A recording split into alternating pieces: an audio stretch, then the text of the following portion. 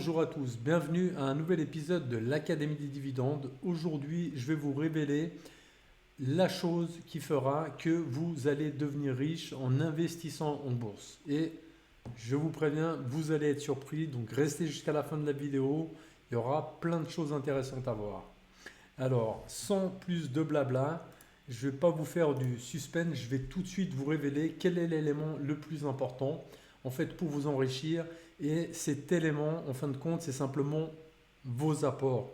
Vous voyez, ce n'est pas les rendements que vous allez avoir, ça va aider, mais en fin de compte, le plus important, c'est les apports que vous faites. Et le but de cette chaîne, c'est que vous rentriez dans cette dynamique d'investissement parce que c'est simplement le fait que vous versiez de l'argent tous les mois, c'est ça qui va faire que vous allez vous enrichir. Je vous donne un exemple très simple, vous allez tout de suite comprendre. Si j'investis 1000 euros, ok, et puis qu'à la fin de l'année, j'ai 50% de rendement sur les 1000 euros que j'ai investis, en fin de compte, j'aurai que 1500 euros. Vous voyez? Donc c'est pas ça qui va vous faire devenir riche. Ce qui va vous faire devenir riche, c'est regarder ce que j'ai fait ici. Là, vous voyez, j'ai versé 500 euros. Là, 500 euros. Là, 1500. Là, 500 euros. Là, encore 500. Encore 500. Vous voyez, après, je suis passé à des tranches de... Vous voyez, là, j'avais versé 3005 de 1000 euros. Vous voyez, là, j'avais commencé à investir 1000 euros. En fait, le plus important, c'est de rentrer dans le processus. Vous voyez, dans le fait d'épargner, de faire des apports mensuels, parce que tout ça va vous faire prendre plaisir aux investissements. Vous allez vraiment y prendre plaisir. Vous allez voir votre boule de neige grossir et ça va vraiment vous inciter à investir de plus en plus, à épargner de plus en plus, à faire de plus en plus d'apports. Et dès que vous allez avoir une grosse rentrée d'argent, vous allez voir que vous n'allez même pas penser vacances, je vais m'acheter une voiture, des habits, etc. Vous allez penser à vos investissements. Donc, le plus important, donc retenez bien, c'est les apports. Essayez de rentrer dans ce processus-là. Ensuite, les rendements, ça va accélérer en fin de compte tout ce processus. Parce que non seulement vous allez faire vos apports, vous allez avoir le rendement de vos actions, les dividendes et le prix de vos actions qui se valorisent aussi dans le temps. Et tout ça forme notre fameuse boule de neige. Donc là, vous voyez aujourd'hui, en liquidité disponible, j'ai 5000 dollars. Donc je viens de faire un gros apport. Et justement, en fait, si je n'avais pas démarré tout ce processus de devenir un investisseur, en fait, ces 5000 dollars que j'ai eu là maintenant, très probablement, j'aurais pris des vacances, je serais parti faire autre chose avec. Je les aurais claqués très probablement, je ne sais pas trop où, mais n'importe comment. Alors que là, le fait que je suis dans un processus où je suis en train de devenir un investisseur, chaque fois que j'ai la possibilité et que j'ai une jolie somme comme ça qui rentre, je vais faire des placements. Donc maintenant, on va voir quelle est ma stratégie un peu plus en détail. Donc je vous ai parlé souvent de mon algorithme. En fait, mon algorithme, c'est que chacune de mes positions, donc j'ai 10 positions sur mon portefeuille, chacune d'entre elles doit faire 10%. Et je vous ai expliqué pourquoi, c'est que comme ça, quand une action baisse, imaginons j'ai 5000 dollars par position. Si le cours d'une action baisse et du coup ma position elle vaut 4000, le prochain apport que je vais faire, il va être sur cette action-là pour retrouver le niveau de 5000 et qu'elle soit de nouveau pondérée à 10%. Vous voyez, c'est assez simple. Et en fait, cet algorithme permet de toujours acheter les actions. Ça veut dire que vos apports, vous allez toujours les faire sur les actions qui sont en baisse. Donc en fin de compte, ça permet d'acheter les actions quand elles sont à un bon prix. Parce que si on n'a pas ce genre de métrique, on va investir sur n'importe laquelle des actions et en fin de compte, peut-être on est en train de faire des apports là où il n'y en a pas besoin. Ou simplement dans des actions qui sont déjà très chères. Si une action elle s'est valorisée d'elle-même, imaginons elle était à 5000, elle est passée à 6000, ça ne sert à rien que je vais l'acheter maintenant alors qu'elle est très chère. Au contraire, j'ai plus intérêt à acheter des actions dont le prix a baissé. Donc là, vous voyez que j'ai 42 489 dollars au total. Il y a encore 1000 dollars qui doivent rentrer de mon apport mensuel, donc je vais me retrouver à peu près à 43 000 dollars là au 1er mai. Donc là, mon objectif, ça va être de mettre toutes les positions à 4300 à 4300 dollars. Donc là, par exemple, on voit que ici, j'ai Maersk qui est déjà à 4600, donc là, je ne vais pas acheter.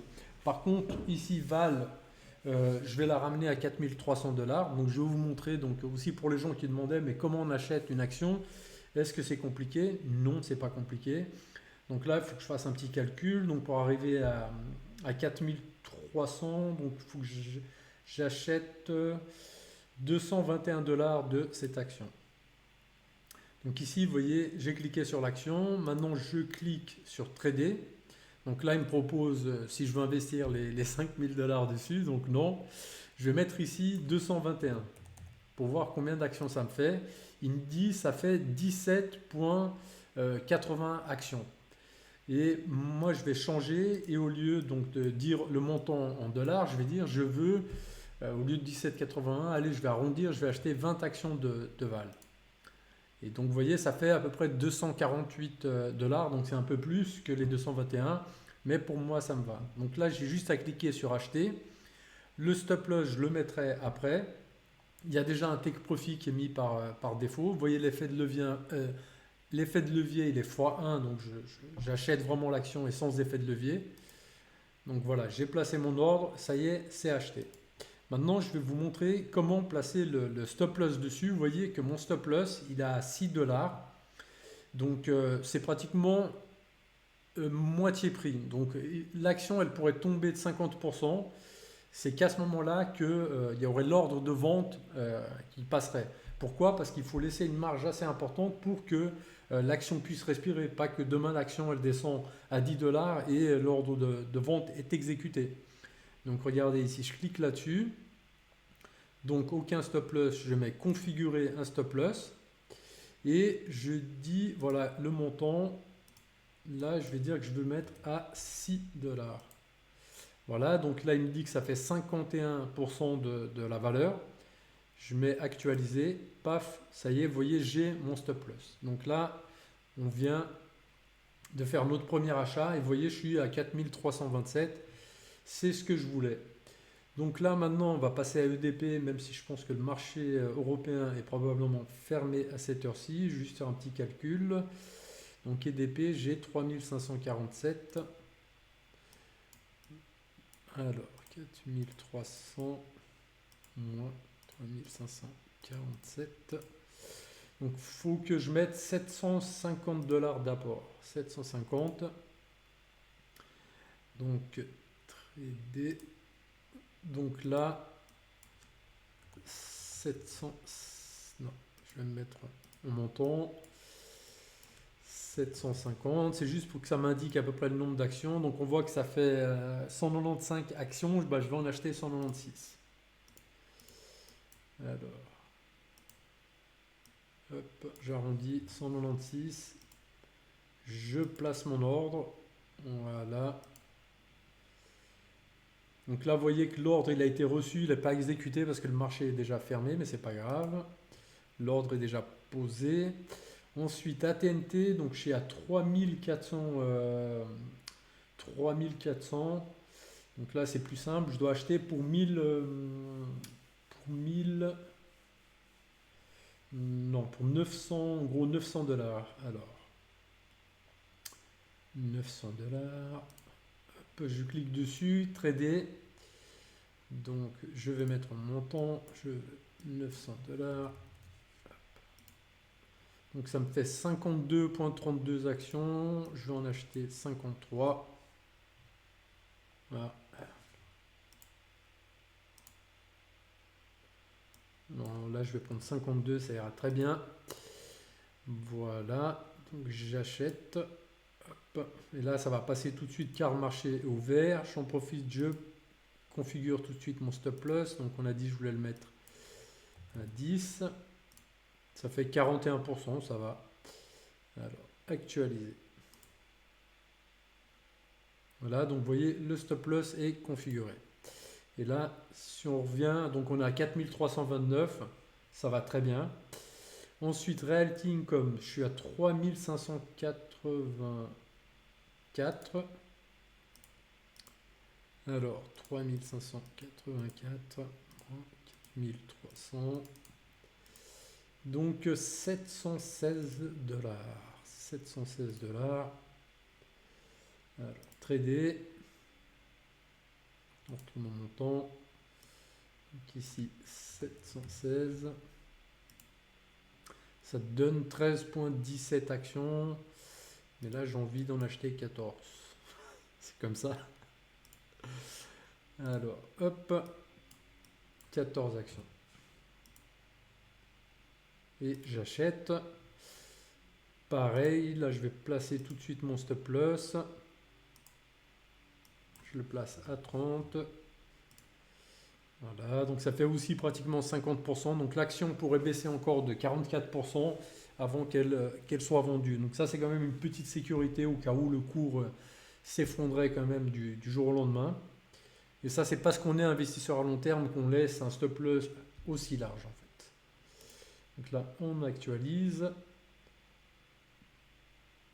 Voilà, on a nos 30 dollars en stop loss. On continue, tac, là, NJ, donc 3559, donc je vais toujours faire mes petits calculs.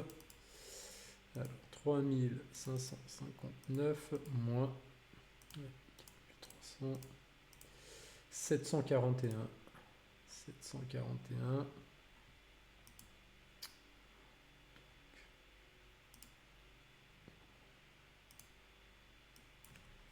751, combien ça nous donne? 43 actions. Donc là, on va se mettre en action, 43. Et j'achète. Donc vous voyez, là, je viens de passer plusieurs ordres à la suite et vous voyez que c'est pas si compliqué que ça. Vous voyez, c'est même très rapide. Et donc ça, c'est ce que je fais une fois par mois. J'équilibre mon portefeuille. Donc là, vous suivez vraiment tout. Donc vous voyez que ce n'est pas une activité qui va vous prendre énormément de temps. Si vous êtes investisseur à long terme, vous voyez, vous faites juste ces achats et l'équilibrage de votre portefeuille une fois par mois lorsque vous faites votre apport. Là, j'ai fait un apport plus important que d'habitude. C'est pour ça que vraiment, je dois acheter toutes les actions. Quand je fais mon apport mensuel de 1000 dollars, là, plutôt, je vais placer sur une ou deux actions qui sont les plus basses, quoi. Donc maintenant, on va aller à Petrobras. Donc eux, ils sont à 3900. Donc là, pour 4300, donc je dois mettre 400 dollars. 400 dollars. Combien d'actions ça me donne? 123,28. J'aime bien Petrobras. Je vais en mettre 24.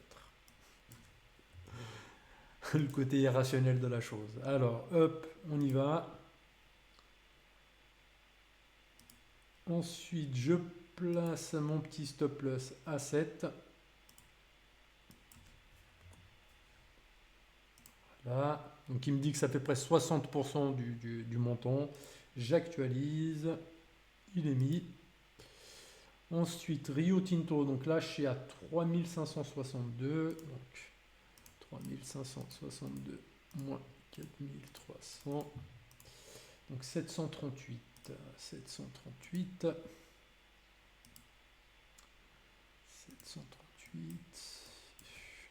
738. Ça me fait 10,77 actions. Je vais en acheter 11.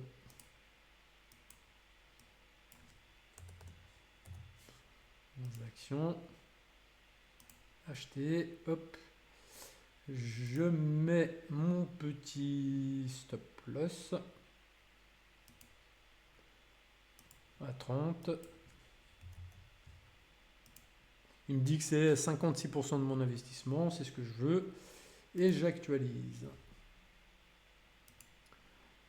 Donc là, on a bientôt dépensé tout ce qu'on avait. Donc, qu'est-ce qui nous reste? Qu'est-ce qui nous reste? On a ici Crédit Agricole et puis on a BMW. Donc BMW, eux, ils sont... Alors, quelle est l'action qui est la plus basse des deux? Crédit Agricole. Et si j'achète, je vais la ramener à 4000. Allez hop. Je vais juste voir au niveau des dividendes qui doivent tomber, même si je vais faire le deuxième apport de 1000 euros le 1. Action populaire, donc ici j'enlève. Là je regarde, il y a quoi? NJ qui est le 2. Non mais ça va, en fait je peux acheter n'importe laquelle des deux. Parce qu'ici regardez, quand vous avez un montant avec une petite barre orange, c'est la date d'exercice du dividende. Donc à cette date-là, il faut détenir l'action pour ensuite recevoir le dividende. Et la petite barre verte à côté des actions, vous voyez, c'est le paiement du dividende. Et si on prend par exemple AT&T, vous voyez, il fallait détenir l'action par exemple au 9 avril pour ensuite toucher le dividende le 1er mai. Donc là, je vois, de toute façon, je vais faire mon deuxième apport là, de 1000 euros dans 2 jours, donc je peux acheter n'importe laquelle. Donc je retourne dans mon portefeuille. Et puis, allez, je vais mettre tout ce qui reste dans Crédit Agricole ou BMW. Pop, pop, pop. Allez, dans Crédit Agricole.